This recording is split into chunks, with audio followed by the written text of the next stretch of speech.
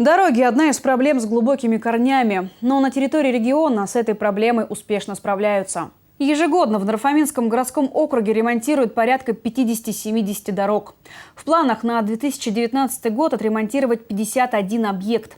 Работы ведутся повсеместно, и все они должны быть завершены в срок до 1 сентября.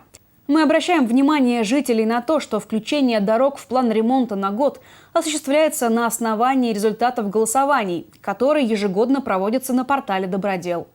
Участвуйте, голосуйте, выбирайте те дороги, которые, по вашему мнению, больше всего нуждаются в ремонте.